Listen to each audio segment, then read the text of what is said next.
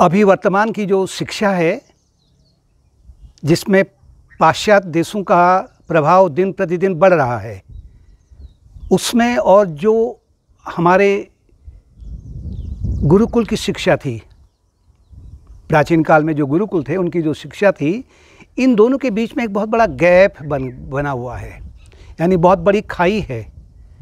अगर उसको हम दृष्टांत के रूप में समझने का प्रयत्न करें तो जो आधुनिक शिक्षा है वो लंका का प्रतीक है, भौतिकतावादी का प्रतीक है।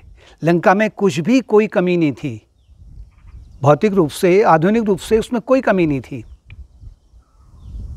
लेकिन सब अशांत थे। रावण ज़्यादा अशांत रहता था। और दूसरी ओर सागर के पार श्री राम जी थे और उनकी वानर सेना थी।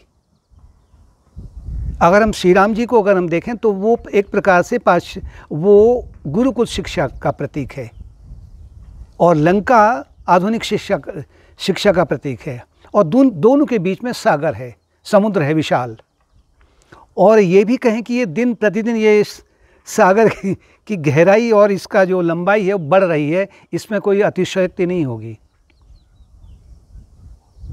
जो गुरुकुल शिक्षा थी उसमें आरंभ से ही बालकों को मातृदेवो भव, पितृदेवो भव, आचार्य देवो भव की शिक्षा दी जाती थी बचपने से।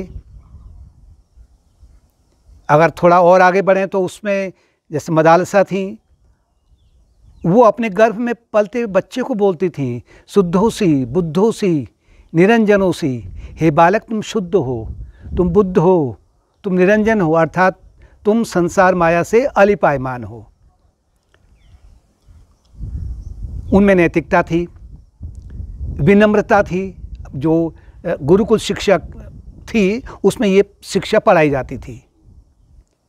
सेवा कार्य के बारे में समझाया जाता था, अहिंसा के बारे में समझाया जाता था, सत्य के बारे में समझाया जाता था।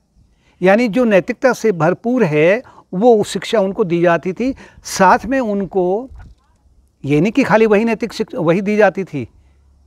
अगर उनका शरीर है, अगर आजीविका का पालन करने के लिए वो भी ठीक से सुख सुविधाओं को, जो नैतिक सुख सुविधाएं हैं, जो आवश्यक सुख सुविधाएं हैं, उनके लिए भी उनको शिक्षा दी जाती थी। लेकिन जो आधुनिक शिक्षा है, जिसमें पाश्चात्य सभ्यता का प्रभाव दिन प्रतिदिन बढ़ रहा है, उसमें नैतिकता का अभाव है, आदर का अभाव है, उसमें हठीपना ज़्यादा है, अनुशासनहीनता उसमें ज़्यादा बढ़ रही है, आदर का भाव उसमें बिल्कुल ही समाप्त हो चुका है,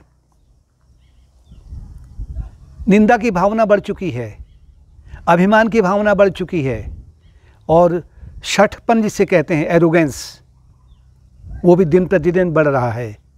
उन्हें केवल ये बताया जाता है कि तुम्हें केवल और केवल भौतिकता से सुख संपन्न होना चाहिए, भले ही तुम्हारी मानसिक शांति छिन जाए।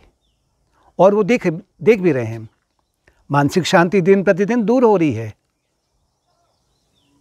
और उनमें ये भी अभिमान रहता है कि हमें बोलने की आज़ादी है। जहाँ बोलने की आज़ादी अगर कोई कह रहा है तो वो आज़ादी नहीं है, वो तो उनके अपनी वाणी के दास हैं। यानी कि कुसंग के प्रभाव में जो उन्होंने संयम रखना चाहिए था वो संयम को नहीं रख पा रहे हैं, संयम नहीं रख पा रहे हैं, तो इसका मतलब दास है ना वो। साथ में कुछ जिन्होंने इतिहास बना रखा, अभी आधुनिक जो इतिहास बना रहे हैं, उनमें वो कौन बनाते हैं इतिहास को? सरकार में कुछ जो ऐसे लोग होते हैं जिन्हें हम मंत्री कह सकते हैं, उनकी शिक्षा में नैतिकता का अभाव रहता है, विनम्रता का अभाव रहता है। यानी उनमें नैतिकता के साथ में जो और भी सद्गुण हैं उनका अभाव रहता, केवल भौतिकता में लिप्त रहते हैं। वो ऐसे इतिहास को बनाते हैं, इसे तोड़ मरोड़ कर करके। और वो इतिहास को बहुत बार सुना जाता है कि स्कूल में, कॉलेजेज में बच्चे जब घर में आते हैं तो कहते हैं कि ये जो रामायण है, ये जो महाभारत इत्यादि है, ये सब कपोल विद्या है, ये केवल कल्पनाएं हैं, केवल इनका कोई अस्तित्व ही नहीं है। और फिर यहाँ से बच्चे फिर अपने माँ बाप का भी अनादर करने लग जाते हैं। और जो कुछ भी अभी नैतिकता के माध्यम से कुछ अभी है, तो या तो घर में जो माँ बाप हैं या उनके जो परिजन इत्यादि हैं, वो उनको नैतिकता का पाठ पढ़ाते हैं कि भाई तुम्हारे जीवन का लक्ष्य क्या है। इसी तरीके से जन्म और मृत्यु के चक्र में अनेक बार घूमने के लिए नहीं आए हुए हो, इस चक्र को तोड़ने के लिए आए हो। यानी कि दुखों का जो अंबार प्रत्येक जन्म में लग रहा है, उसको तोड़ने के लिए आए हो। और कुछ स्कूल में, कॉलेजेज में कुछ हैं, नैतिक रूप से भी कुछ हैं कि जो शिक्षक हैं, लेकिन अधिकांशतः उनकी मोनोपोली है जो कि अनैतिक रूप से धन को कमा रहे हैं।